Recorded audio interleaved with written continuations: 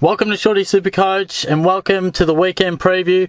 I've just been sifting through the teams that have just come through before, and gee, there'll be some coaches out there who are watching their forward line options drop off like flies. I'll get straight into it. I'll look at some of the ins and the outs that are SuperCoach relevant. I'll start with the ins, which is unfortunately the smaller list of the two. Darcy Parish returns as expected, as did Sam Mitchell, and Alex Rance comes back from his suspension there. Now the outs. Now there's a few here and a lot in our forward line. Lincoln McCarthy, he got through the week pretty well, and if this was a final he'd probably play, but the Cats aren't going to risk him. Michael Barlow has been dropped. Enormous there. He's in 20% of sides. I was honestly thinking he could be a decent upgrade target soon after that 67. Not anymore. Ross Lyon has sent a message there. You've also got Daniel Wells, who, again, I think if this was a final, would definitely play. But obviously, being Wellsy, they're being relatively cautious about it. Toby Green is out. He's in 10% of sides, and he's out with soreness. I mean, what does that say about the respect they're showing to the Suns there? Dan Curry, a lot would have him at R3, and just some nice coverage, and starting to make some decent coin after good scores. That's a bit of a frustrating one. He's out with a hip. And Marcus Adams, it's been well documented from early in the week that he would miss with the finger, and no real panic signs there, because while they fall on the sword, many others will, of course, because he's a hugely popular player. So no need to worry too much about him. He's probably made as much cash as he can, I suppose. And look, you wouldn't be downgrading him because of the options that we don't have in the back line, but there are options to upgrade. So there would be players that are coaches, I should say, that look at that list and just shake their heads and go, goodness me, because even some will have Adams in the forward line. So it's extremely difficult here, but even more reason to trade in some fallen forward targets, which are definitely coming into this video. There were a few ripe for the picking, and none more so than Lee Montagna, I think. He's a very good option, I believe. He's fallen to 534, and I think more so pre-video, I was probably going to say, look, you might get him this week or next week, but with this list, I think you're definitely going to have to trade off and trade up to some of those players. A few other options in the forward line, Dustin Martin and Aaron Hall. If you don't have them, they are popular picks. I think they're at a very good price as well. Dane Zorko at a decent price, and I think he's worth paying the price tag anyway. And for future weeks, Brett Deledio will drop extremely quickly. So look, I'm just quickly going through those outs. Who do you keep? Who do you trade? McCarthy, it's time to trade. I would have advised that either if he played or not, given his low score last week. Michael Barlow, you definitely trade. The fact that he was dropped is severely concerning. Toby Green, you probably keep him, I think. I mean, he's only in the 10% of sides, which is a few, but you probably persist with him, and that call might come down to how much faith you have in Toby and how much coverage you have for him and possibly others. Dan Curry, you of course keep. Marcus Adams, I think if you want to trade him, you can. It's not the worst thing, Adams. Maybe for coverage, but it's not the worst thing because most people have him in the back line. And he was probably a good chance to get his break even, but he probably wasn't going to make us too much more cash anyway. So him sitting out isn't drastic for us. But I do encourage to get in Lee Montagna. Break even of 118, I think, is a very good option. A bit of a break even and players to trade in on the radar. Of course, Pritis will certainly be one to have a look at soon. Robbie Gray, likewise, who I don't think came back in the side. I know Sam Gray did. Correct me if I'm wrong there, but I was more so looking at these drastic outs. I don't think Robbie returned. And look, a couple other players worth noting on the downgrade side of things is Ben Keys and Darcy McPherson. I think Keys, he's not a must-have, but I strongly encourage it. I mean, he's not setting the world on fire, but he's produced scores, I think, 59 and 64, averaging around the 60 mark.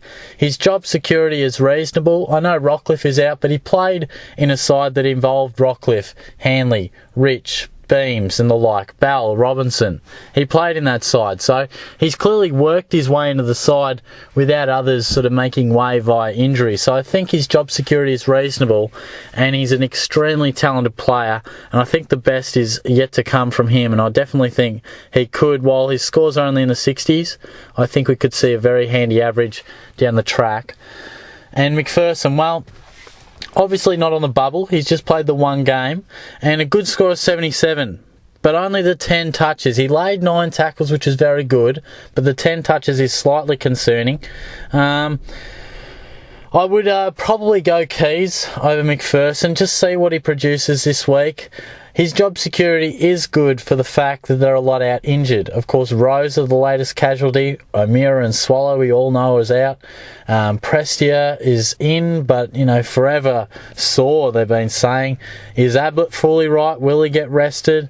And, we know there's plenty of Suns who are injured. Their injury list is huge. So he probably will get a solid month, you would have to think, at least, in particular with Eade probably opting, as is Ross Lyon, to play more youth, so given their poor results. So they're probably two players that are well priced and, obviously well priced, but good options to downgrade to. I think you could potentially go down to Keys from, say, a George Hewitt or something, and then maybe next week, if you've still got a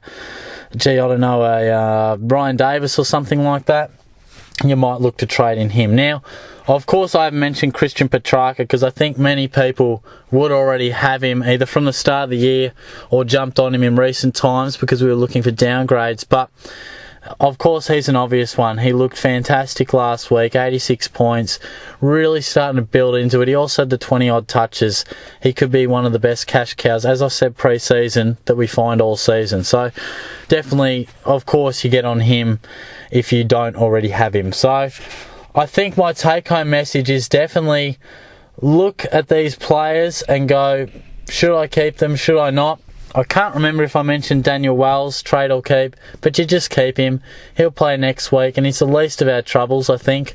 If you really just want to go the bang upgrade and you've got nothing else pressing, then you might get rid of him because he's probably not going to be a top 8 forward, you wouldn't think, as well as he's going.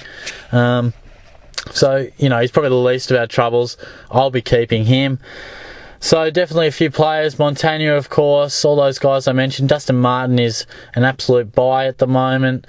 I think if we can manage those guys who are going out, then that's all well and good. If not, definitely look to get that back line and forward line rolling. The likes of Hooley, McVeigh is nicely priced as well. A couple of upgrade targets potentially.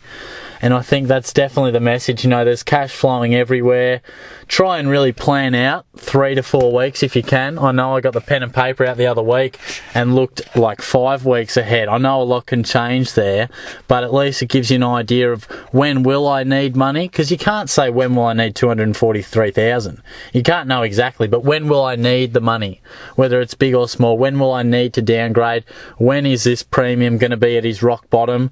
And sometimes it can be hard to pick. I mean, if a guy comes out and scores 160, he throws your plans out. If he gets injured, Tom Rockcliffe style, he throws your plans out. So it's good to plan, though, and it's good to have a decent account of what could happen and plan for it. So then you don't get out of whack and you miss guys on the bubble, you miss guys when they're at rock bottom price, because as I say each week, it's only 20 or 30k here or there, but if you miss that 20 or 30k each week, then all of a sudden it's one downgrade, it's one trade, and you really miss out. So it's an exact science trading, and if you can get it right, you can get to your full premium side, a trade or two quicker or a week or two quicker than your opponents, and that can be huge. So I think that's important to note. A touch on the captaincies is pretty obvious this week. Dangerfield's just a bank on man at the moment.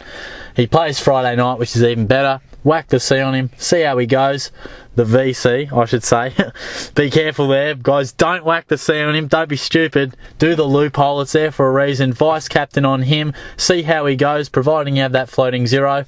If you don't know what I'm talking about, I have a video that explains the vice captaincy loophole. You can definitely find that in my videos there. Other options are, of course, Max Gawn. He's got to be considered. And Ablett, yeah, he's been a bit off. You'd certainly go for Parker before him, and Pendlebury as well. Mind you, I haven't lost total faith in Ablett. He's struggling a bit, but he cops a lot of flack. He's probably leading their best and fairest. He'd be right up there. Well, forgive me, Aaron Hall would be. But aside from that, you'd have to say he's right up there with the likes of Tom Lynch as well. So there's not been many good players at the Suns. But that's enough from me. That's my preview for the weekend. All the best, and I hope you score well over the week. Hopefully I can back my decent score up as well. Comment as always if you've got any questions. I'll be relatively available later tonight to reply to a few, hopefully, and throughout tomorrow should certainly be able to do that as well. But subscribe to the channel as always. I'll have plenty of SuperCoach content coming your way. Good luck for the weekend, guys.